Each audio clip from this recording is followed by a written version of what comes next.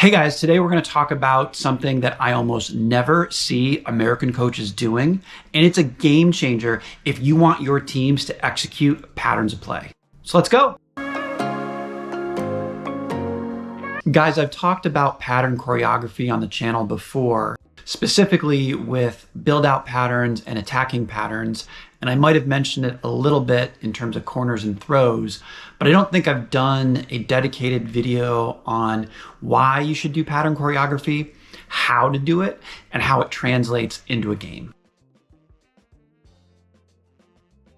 Pattern choreography is simply going through preset patterns of play for a specific situation. So for example, you're working on build out and you have a specific pattern that you're going to work on. Pattern number one in build out is the ball goes from the goalkeeper to the center back, who then takes his space, plays it to the right wing or the right fullback, who then does a 1-2 with the center midfielder to get out. And so pattern choreography would be doing that at a certain speed.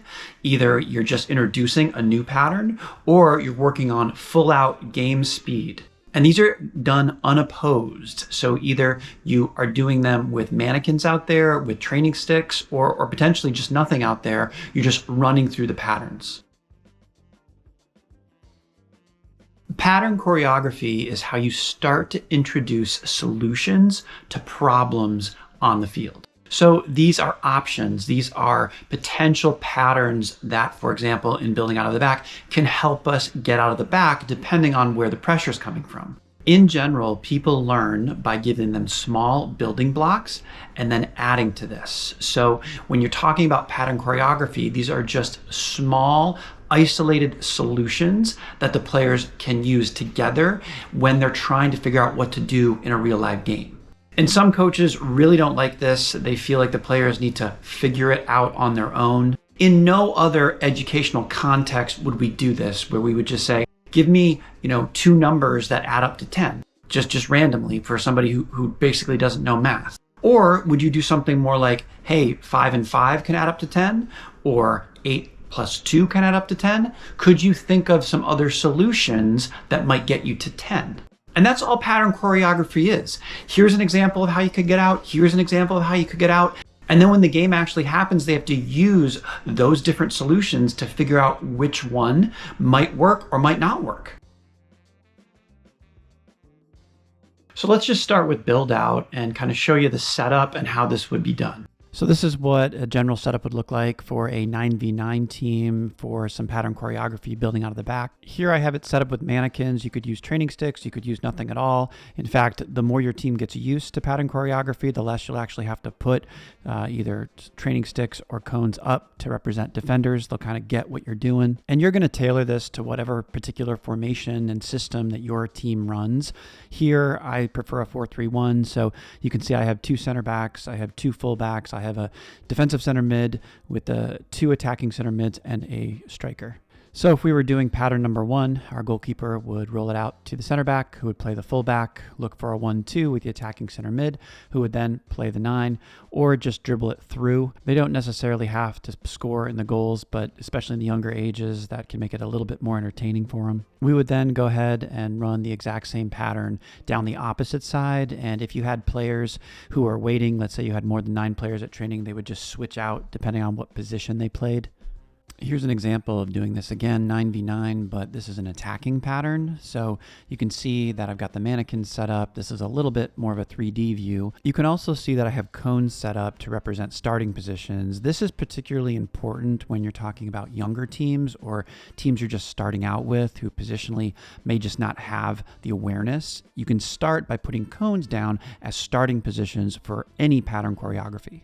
This is attacking pattern 3, which is a switch. So you'll see that our center back has the ball and he'll start by taking his space and playing it over to our fullback. The fullback will get closed off and realize that he has support with that center back. They will then switch field, go down the other side and look for a cross.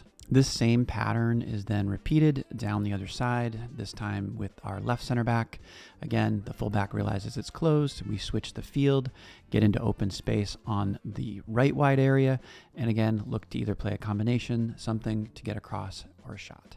The key is to get up to game speed. It's fine if you have to start, walk through, kind of go through the patterns, especially when it's new, but eventually you want to get it to game speed. And then you can start layering in different coaching points like timing and off the ball movement. So remember guys, pattern choreography can be done for build out. It can be done for attacking patterns. You can do it for corners. You can do it for throws. So if you want more information on that specific type of pattern choreography, I have other videos on the channel for that. But in general, what you're trying to do is get player positioning correct and then player coordination. So how does one position interact with the other based on the particular pattern that you're working on? And you're really trying to implement these ideas. These are ideas that can happen depending on what's going on in the game, where the pressure is. You can also do pattern choreography when it comes to defending, when it comes to setting up in a mid block, when it comes to pressing. As I mentioned, you want to get up to game speed. So you want them to be doing it very quickly. And then as they get older or the team becomes more advanced, you start working on timing. So when do I make that run to get out of space? When do I make that run to get out of pressure? How do I lose my man or open up space? And then how do I time one to the other so you're pinging the ball all over the place? So how do you progress the session after you've done pattern choreography? And for me, all of these patterns and pattern choreography lead themselves into a positional game. So for example, you're doing build out patterns and you go through maybe 1 or 2, you then turn that into a 9v5 building out of the back, for example. This is where you would have, players that are building out of the back, either to goals or dribbling through sort of the half line. And then you have 5 defenders, 6 defenders, how many ever, your particular team needs to have the right level of competition. And so it gives them the opportunity to practice the patterns. Where's that pressure coming from? Is this pattern on? Is it not on? This is how you develop the patterns that can be had in the game. Hey guys, I hope you liked that video. If you have any questions, feel free to leave them in the comments or reach out to me directly, and we'll see you for the next one.